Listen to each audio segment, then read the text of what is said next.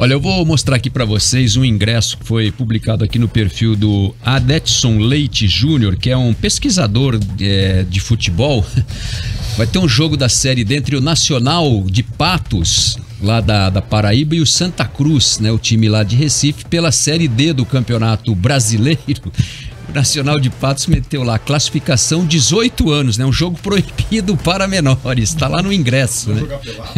Obrigatória apresentação de documento com foto para poder entrar. Então, menor de 18 anos. O torcedor do Santa Cruz falou assim: tudo bem que o time não tá jogando nada, o futebol é feio, mas também 18 anos não precisava. Então... Né? Você parece ingresso de balada, né? Eu acho que talvez seja a empresa que imprime o ingresso, não apagou essa parte ali e aí jogo acabou de futebol, só colocando as informações em cima. Proibido para menores, né?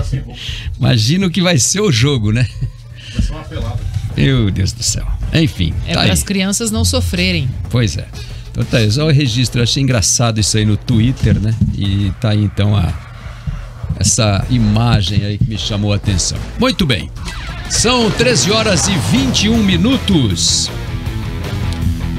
Já estamos em contato com o Dr. Márcio Mansur, que é diretor jurídico da Tenbet, para falar sobre a operação da Polícia Federal, do Ministério Público, né? Lá de Goiás, que apurou um esquema de participação, que envolve a participação de apostadores e jogadores, né? Um esquema de corrupção violento que tem sido descoberto pela polícia a cada etapa, a cada fase, né? Operação Penalidade Máxima. Dr. Márcio Mansur, e a gente gostaria de saber, inicialmente, né? O senhor que é diretor jurídico de uma destas casas de aposta, inclusive que não atua no Brasil, a Tenbet, mas como esse esquema envolvendo apostadores e os jogadores, ele impacta nas casas de aposta, que tamanho de prejuízo as casas de aposta têm com este envolvimento de jogadores e apostadores. Muito boa tarde, prazer em tê-lo conosco aqui no nosso Bate-Pronto da Jovem Pan News. Boa tarde a todos, obrigado pelo convite, fico feliz em participar e prestar alguns esclarecimentos aí dentro da minha experiência, daquilo que tenho vivido nas casas de aposta. Bom, respondendo essa pergunta, é um pouco complicado, mas eu acho que é importante dizer que, inicialmente, as casas de aposta são vítimas, tá? São vítimas, isso, e eu não estou dizendo isso, na verdade, porque eu trabalho para uma casa de aposta, mas porque, na verdade,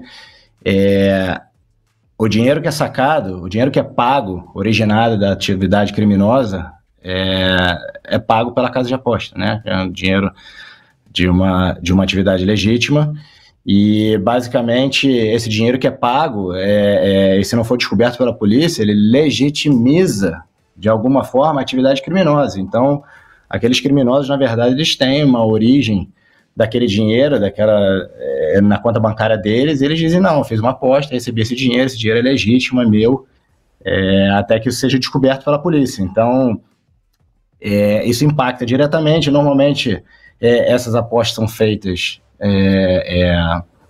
em situações onde a probabilidade de acontecer são muito, muito, muito baixas, o que significa que as probabilidades pagas, né, o valor pago, o multiplicador pago pela casa de aposta é sempre muito alto. Então, isso causa enormes prejuízos para as casas de aposta e para a atividade esportiva, enfim, como um todo. Como as casas de apostas se preparam para esse tipo de fraude? Há no seu departamento ou em algum departamento da casa de aposta algum mecanismo que possa identificar essa fraude preventivamente e alguma medida é possível de ser tomada para evitar que a fraude aconteça efetivamente, doutor? Existem mecanismos que são utilizados pelos operadores, tá? Preventivamente é difícil, tá? Porque, na verdade, o prêmio ele é pago após o evento ter acontecido, né? Então, na verdade, o que a gente faz é monitorar os fluxos, né, de apostas, especialmente os fluxos de aposta em determinados eventos que têm a probabilidade muito baixa de acontecer, né, e que tem prêmios maiores. E se, por exemplo, não sei, o time A ou o jogador A vai receber um cartão amarelo nos primeiros 5 minutos do primeiro tempo, né? A probabilidade é baixa de acontecer, e aí às vezes você tem um fluxo muito alto de apostas naquela situação específica, e isso na verdade é uma bandeira vermelha, né? Um red flag que a gente tem no sistema, e a gente fica monitorando aquele jogo como um todo, todas as apostas naquele jogo, em todas as situações de probabilidade baixa. E o que acontece é que normalmente quando a gente suspeita, a gente suspende aquele jogo, e os prêmios não são pagos. Tá? Mas é muito difícil você monitorar 100% das atividades, especialmente porque as casas de aposta oferecem eventos esportivos de forma global. Vale ressaltar aqui que esses casos não são exclusivos no Brasil, acontecem no mundo inteiro. Tá? Na verdade, enfim, a gente tenta monitorar de uma forma que dê resultado, mas é muito difícil você fazer isso de forma preventiva. Você tem que esperar o evento acontecer, aquela anormalidade, né? E aí a gente tem sempre um mecanismo de não pagar os prêmios por suspeita de fraude. E aí, enfim, em mercados regulados você reporta para as federações. No caso do Brasil ainda não há regulamentação, então essa questão do reporte fica um pouco nebulosa, né? Um pouco difícil, a gente não sabe muito bem o que fazer. Boa tarde, Dr. Márcio, aqui é Alexandre Senechal, repórter aqui do Bate Pronto Curitiba. Minha pergunta é sobre a regulamentação, né? Sobre esse tipo de assunto, né? Tipo de fraude em casa de aposta esportiva, e nesse caso envolvendo jogadores. Aqui no Brasil é algo muito novo, né? Algo que não tinha previsão, né? Pelo que a gente sabe aqui da lei. Queria que você falasse um pouquinho dessa regulamentação brasileira, se você tem conhecimento sobre isso, e também mundial, né? Você falou que esses casos não são só no Brasil, né? Você falou que tem outros exemplos, a gente já viu também outros exemplos de escândalo de partidas manipuladas na Itália, enfim, em vários outros lugares. Queria que você explicasse um pouquinho pra gente sobre como é que é feita essa regulamentação hoje em dia, tanto no Brasil como fora também. Obrigado e boa tarde. Boa tarde. Bom, eu venho monitorando a regulamentação no Brasil desde que a lei foi criada em 2018, tá? As apostas esportivas deveriam ter sido regulamentadas em até 2 anos, prorrogáveis por outros 2 anos, isso na verdade dentro do governo anterior. Isso não aconteceu, não vale a pena a gente aqui analisar os motivos, né? O governo atual ele aparentemente tem interesse na regulamentação, né? Enfim, por conta de receita, né? Existem certos fatores econômicos e políticos que, na verdade, que estão direcionando o governo atual nessa direção, mas, novamente, a regulamentação foi atrasada, né? Enfim, antes seria um decreto, depois eles mudaram para medida provisória, e agora parece que a medida provisória também não vai ser o instrumento utilizado pelo governo, vai ser via projeto de lei pelo parlamento. Isso causa mais insegurança jurídica para o mercado. A regulamentação é importante porque ela na verdade, ela traz todas as penalidades, né, e outros mecanismos, criam-se agências que irão monitorar esse tipo de atividade ilegal e tentar coibir de alguma forma, e com as penalidades fica muito claro quais são as regras para todo mundo envolvido, né, tanto as casas de aposta como jogadores e atletas, e todo mundo vai entender, né, você tem um trabalho educativo e tal. Então, assim, a regulamentação ela é muito importante, mas também é muito importante ressaltar que só a regulamentação, um pedaço de papel, nunca impediu ninguém de cometer um crime. Isso não é só uma questão de aposta esportiva, mas de uma forma geral, né? Existem as leis e as pessoas, eventualmente, descumprem a lei e cometem crimes. Então, assim, a regulamentação é importante, é muito importante, mas o trabalho educativo, o trabalho de conscientização é tão importante quanto. Mas, doutor, só para continuar a pergunta e para entender exatamente. Então, assim, na prática, apostadores, casas de aposta, enfim, os envolvidos em apostas esportivas estão desprotegidos perante a lei brasileira. Seria isso? Então dá para afirmar mais ou menos por aí? Ou tá muito, sei lá, exagerada essa afirmação? Não, eu acho que ela é um pouquinho exagerada, porque hoje você tem outras legislações, regulamentações em vigor, não exatamente em relação ao pós-esportivo, mas você tem a Lei Pelé, você tem outras leis em vigor no Brasil, que na verdade abordam esse tipo de assunto, né? Enfim, venda de resultados, né? Participação em atividades criminosas relacionadas a eventos esportivos, isso tudo já existe no regulamento atual e já são crimes. Tá? O que, na verdade, a regulamentação das apostas esportivas pode trazer, né, e, na verdade, contribuir é exatamente a participação das casas de aposta esportiva, que têm tecnologias avançadas, já estão acostumadas a lidar com esse tipo de situação, e elas podem contribuir muito, né, com a polícia, com as investigações, com as federações, e enfim, quanto mais ajuda, melhor. Basicamente nesse sentido, mas já existe legislação atual que coíba, né, que determina como crime esse tipo de situação. Doutor Mansur, você mencionou aí que as casas de aposta têm mecanismos, né, de proteção, de avaliação de casos suspeitos. Existe dentro desse sistema alguma possibilidade de alguém de dentro da casa de aposta também se envolver nesse tipo de quadrilha, de colaborar com estes fraudadores, com esses criminosos, ou o sistema coíbe isso? Olha, existem regras claras que são adotadas pelas empresas, né, especialmente as empresas no exterior. Existe um trabalho educativo também, onde os funcionários das empresas entendem que eles são proibidos, enquanto estiverem empregados pelas empresas, de participar em eventos de uma forma geral. Eles não podem sequer apostar, tá, no site da empresa. Eles podem usar outros operadores se eles quiserem, enfim. A aposta esportiva é basicamente entretenimento. Então, assim, eles são livres para fazerem esse tipo de coisa, mas eles não podem utilizar o site da empresa em que eles trabalham, tá? Pode haver participação? Pode, mas eu não... Enfim, na verdade o que acontece é a compra do resultado, né? Ela vem de uma quadrilha, né?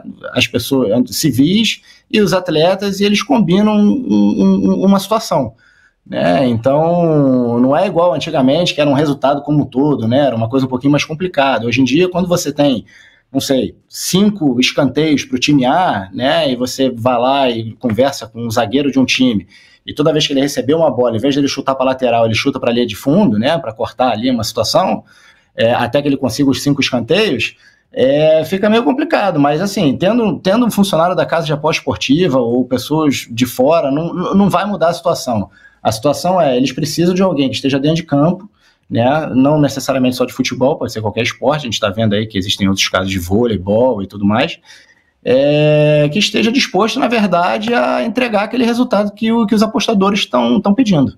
É basicamente isso. E como é que o senhor vê o caso aí da Operação Penalidade Máxima? O que acontecerá com o futebol em geral no Brasil, com o envolvimento de tanta gente, jogadores importantes, né, que estão sendo afastados, alguns já tiveram rescisão de contrato, como o caso aqui em Curitiba do Pedrinho e do Brian Garcia do Atlético Paranaense. O Aleph Manga, um jogador muito importante do Curitiba, também está afastado do elenco. O Jesus Trindade. Enfim, como é que vocês que estão nesse ramo de atividade observam o envolvimento de pessoas renomadas, né, importantes dentro do cenário esportivo, participando e colaborando com esse tipo de fraude? É difícil dizer. Eu tenho uma opinião pessoal a respeito disso, tá? Pode ser até considerado um pouco polêmica, mas existem certas situações, algumas situações que a gente tem visto hoje, né? Enfim, de um cartão amarelo ali no segundo tempo, no final do jogo e tal. Existe uma cultura no Brasil, né? Aquela coisa de...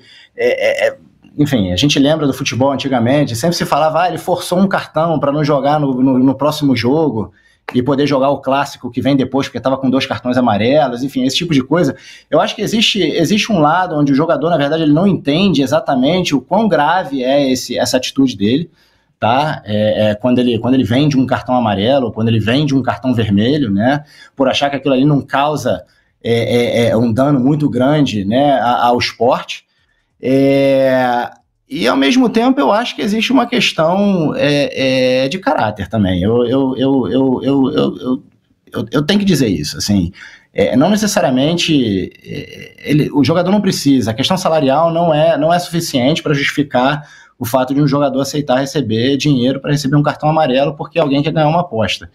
Então, assim, sendo jogadores renomados ou não, eu acho que é muito importante uma questão educativa, como eu já disse antes, mas, ao mesmo tempo, eu acho que punições severas para aqueles que engajam nesse tipo de atitude criminosa é muito importante. As penalizações para esse tipo de coisa é muito importante, porque nenhum jogador é maior do que o esporte. O atleta não é maior do que o esporte. Então, assim, se ele resolve cometer qualquer tipo de atitude criminosa, ele tem que ser penalizado na forma da lei. Tá certo. O doutor Márcio Mansur, diretor jurídico da TenBet, a gente agradece a sua participação pela entrevista, né, esclarecendo também uma visão que faltava, né, em relação a esse assunto todo, porque a gente tem os clubes punindo os jogadores, afastando, rompendo, rescindindo contratos, suspendendo contratos. A gente tem a atuação da polícia que a cada dia traz aí na investigação novos casos, novas suspeitas, e a posição das casas de apostas, né, que muita gente às vezes de forma equivocada coloca como também parte desse esquema todo, quando na verdade as casas de apostas são as grandes vítimas, né? Porque o prejuízo grande acontece exatamente para a casa de aposta, que se vê obrigada a pagar uma aposta fruto de uma fraude causada por criminosos e atletas que também são criminosos nesse caso aí. Exatamente. Nós somos o caixa eletrônico, na verdade, que por fim, de alguma forma, pode acabar legitimizando uma atitude criminosa, um ato criminoso, e isso não é bom para ninguém. Enfim, muito obrigado a todos, eu fico feliz em ter participado, e espero que a gente consiga superar essa situação da melhor maneira possível e que a regulamentação venha para dar tranquilidade e segurança jurídica para todos, jogadores, federações, esporte, atletas e também os empreendedores. Tá certo. Muito obrigado então ao Dr. Márcio Mansur, que é diretor jurídico da TenBet, falando com a gente aí sobre a posição, né? É uma posição, claro, da empresa dele, e existe essa mesma posição aí, em geral, das empresas de apostas, que também são vítimas de todo esse esquema. A Operação Penalidade Máxima tá desvendando aí, né, esses crimes e trazendo à tona fatos estarrecedores, né? Ele citou bem, até a analogia foi bem boa, né? É como se você culpar o caixa eletrônico porque ele foi assaltado, né, pela quadrilha, né? Exatamente. Porque talvez às vezes as pessoas que não têm muito conhecimento de como funciona, né, acabam colocando no bolo como algo negativo, né, a casa de aposta. E na verdade ela acaba sendo vítima, né, de toda essa situação. Exato. Por ter que pagar esse montante, ou como ele falou, né, de conseguir rastrear ali atividades suspeitas e não fazer o pagamento, claro, aí informando aí as federações, a polícia e as investigações, podendo colaborar nesse sentido, né? Porque o sistema tecnológico hoje é muito avançado, então você pode talvez ajudar a desvendar essa quadrilha gigantesca, né? Porque, como ele falou, não é só no Brasil, acontece no mundo inteiro e não só no futebol, infelizmente.